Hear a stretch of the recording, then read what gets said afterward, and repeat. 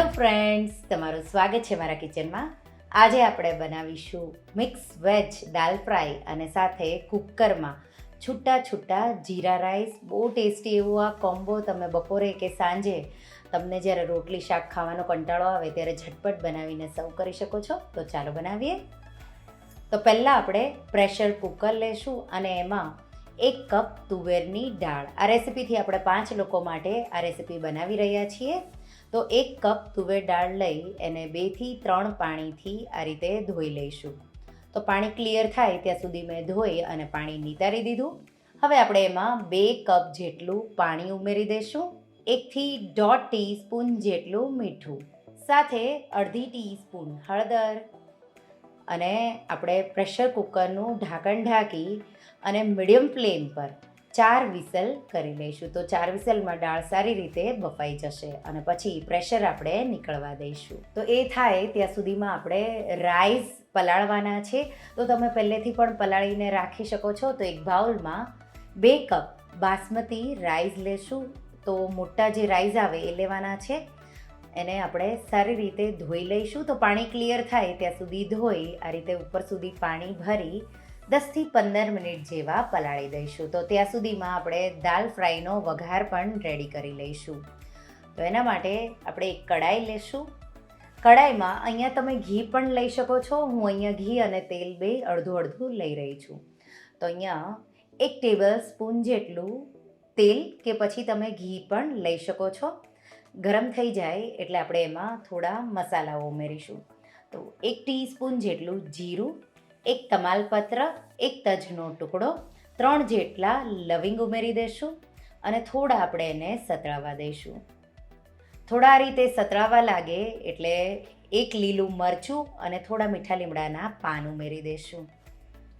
1/4 teaspoon જેટલી હિંગ ઉમેરી દઈશું અને થોડું સતળાઈ જાય એટલે મિક્સ વેજીટેબલ. તો અહીંયા ફણસી હોય તો ફણસી, મારા પાસે અહીંયા 4 વેજીટેબલ છે. તો ફ્લાવર, કેપ્સિકમ, ગાજર અને દૂધી બધું મેં અડધો કપ લીધું છે. ટોટલ 2 કપ જેટલા શાકભાજી છે. તો એ આપણે ઉમેરી દઈશું. મિક્સ કરી અને આપણે એને લગભગ 3 થી 4 મિનિટ જેવું સાતળીશું. સાથે આપણે મીઠું, તો પાણી પણ ઉમેરવાના છીએ એ રીતે, એટલે 1 ટીસ્પૂન જેટલું મીઠું ઉમેરી દઈશું અને સાતળી લઈશું. તો હું એને ઢાંકી અને 3 થી 4 મિનિટ જેવું થવા દઈશ. તો હવે એકદમ સારી રીતે થોડું સતળાઈ ગયું. હવે 1 ટમેટાના ટુકડા આ રીતે કરી ઉમેરી દઈશું. પ્યોરી પણ કરીને ઉમેરી શકો છો. અને ટમેટા સોફ્ટ થાય ત્યાં સુધી આપણે એને સાતળી લઈશું. તો એ સતળાય ત્યાં સુધીમાં દાળ છે એ આપણી બફાઈને રેડી થઈ ગઈ છે. આ રીતે પ્રેશર નીકળી છે એટલે ઢાંકણ ખોલી અને આપણે એમાં પાણી, તો હવે દાળ છે એને થોડી વાર રહીને તમે સર્વ કરવાના હોય તો એ જાડી થશે.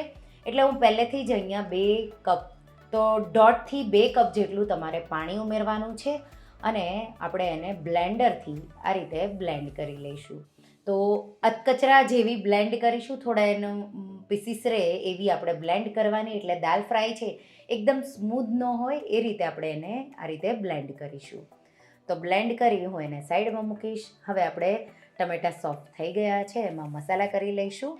1 ટેબલ સ્પૂન જેટલી કસૂરી મેથી ઉમેરી દઈશું. મસાલામાં 2 ટીસ્પૂન ધાણાનો પાવડર, અડધી ટીસ્પૂન હળદર, 1 ટીસ્પૂન લાલ મરચું પાવડર અને 1 ટીસ્પૂન કિચન કિંગ મસાલો કે પછી તમે ગરમ મસાલો પણ ઉમેરી શકો છો. મિક્સ કરી અને 1 મિનિટ જેવું આપણે સાતળી લઈશું. હવે મસાલા સારી રીતે સતળાઈ ગયા, કલર એકદમ સારો એવો આવી ગયો. આપણે જે દાળ બાફીને રાખી છે બ્લેન્ડ કરીને એ ઉમેરી દઈશું. મિક્સ કરી દઈશું અને આપણે દાળને આ રીતે મિક્સ કરી 5 મિનિટ જેવું ઉકળવા દેવાનું છે. 5 મિનિટ થઈ ગઈ છે દાળને ઉકળતા અને હવે આપણું મિક્સ વેજ દાલ ફ્રાય સર્વ કરવા માટે તૈયાર છે. આપણે ઉપરથી થોડા લીલા ધાણા ઉમેરીશું. તો હવે આપણે જીરા રાઈસ માટે પ્રેશર કુકર લેશું અને એમાં 1 ટેબલ સ્પૂન જેટલું ઘી ગરમ કરીશું. ઘી ગરમ થઈ જાય એટલે આપણે 1 તજનો ટુકડો, તમાલપત્ર અને 2 થી 3 ટીસ્પૂન જેટલું જીરું ઉમેરી દઈશું. જીરાનો થોડો કલર બદલાય ત્યાં સુધી આપણે એને સતળાવા દઈશું. હવે આ રીતે સતળાઈ ગયું છે. મેં ભાત આપણે જે ચોખા પલાળ્યા હતા એને 10 થી 15 મિનિટ જેવું થાય એટલે ચારણીમાં લઈ તમારે એકદમ કોરા કરી લેવાના. તો આ સ્ટેપ બહુ જરૂરી છે છૂટા તમારા રાઈસ થાય એટલા માટે. તો એકદમ પાણીની તારી અને મેં થોડા નીતરવા દીધા. તો સ્વાદ પ્રમાણે મીઠું ઉમેરી મિક્સ કરી દઈશું. અને હવે અહીંયા આપણે 2 કપ ચોખા લીધા હતા, તો એના ભાગનું આપણે 3 કપ પાણી. તો 1 કપ ચોખા હોય તો 1.5 ગણું પાણી 1.5 કપ થાય, એટલે આપણે અહીંયા 3 કપ જેટલું 2 કપના માપે ઉમેરી દઈશું. અને હવે થોડું એમાં ઉભરો આવે ત્યાં સુધી આપણે એને થવા દઈશું. તો આ રીતે હવે ઉકળવા લાગ્યું છે અને આપણે પ્રેશર કુકરનું ઢાંકણ બંધ કરી 1 વિસલ કરી દઈશું. 1 વિસલ થાય એટલે ગેસની ફ્લેમ બંધ કરી અને પ્રેશર કુકરને ઠંડુ થવા દઈશું. તો હવે 1 વિસલ થઈ ગયું અને પ્રેશર એનું પણ નીકળી ગયું છે. અને આપણે આ રીતે તમે ચેક કરશો તો રાઈસ એકદમ છૂટા છૂટા બનશે. તમે તાવીથાના મદદથી થોડા આ રીતે અલગ કરશો એટલે બધા જ રાઈસ આ રીતે અલગ થઈ જશે. તો છૂટા છૂટા આપણા જીરા રાઈસ બનીને તૈયાર છે. તો એને હું સાઈડમાં મૂકીશ અને હવે આપણે દાલ ફ્રાય માટે એક વઘાર કરીશું. વઘાર માટે પણ આપણે અડધો ટેબલ સ્પૂન જેટલું ઘી ગરમ કરીશું. એમાં 1 થી 2 ટીસ્પૂન જેટલું જીરું, અડધી ટીસ્પૂન હિંગ ઉમેરી અને થોડું સતળાવા દઈશું. આ રીતે થોડું સતળાઈ જાય એટલે ગેસની આંચ બંધ કરી અને આપણે એમાં 1 ટીસ્પૂન કાશ્મીરી લાલ મરચું. તો તેલ બહુ ગરમ ન હોય ત્યારે ઉમેરવાનું, નહીંતર મરચું તમારું તરત જ કાળું થઈ જશે. તો એ ધ્યાન રાખવાનું છે.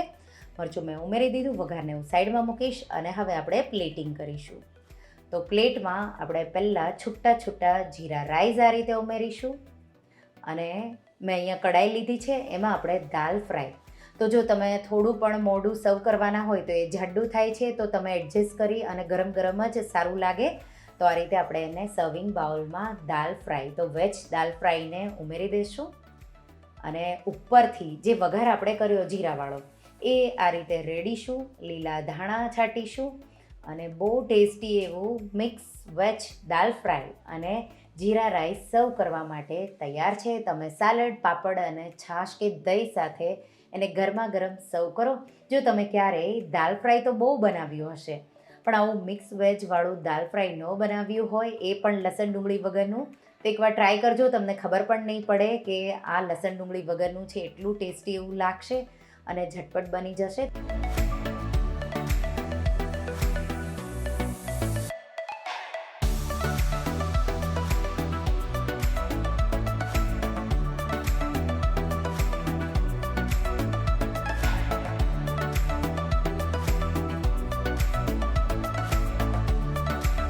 તો રેસિપી ટ્રાય કરજો અને મને કમેન્ટમાં કહેજો કે તમને મારી રેસિપી કેવી લાગી. અને હા, જો તમને મારી રેસિપી ગમી હોય તો વિડીયોને લાઇક કરજો, શેર કરજો અને મારા ચેનલને સબસ્ક્રાઈબ કરજો. અને આવી જ નવી રેસિપીઓ માટે તમે બેલ આઇકોન બટનને પ્રેસ કરજો. Thank you for watching.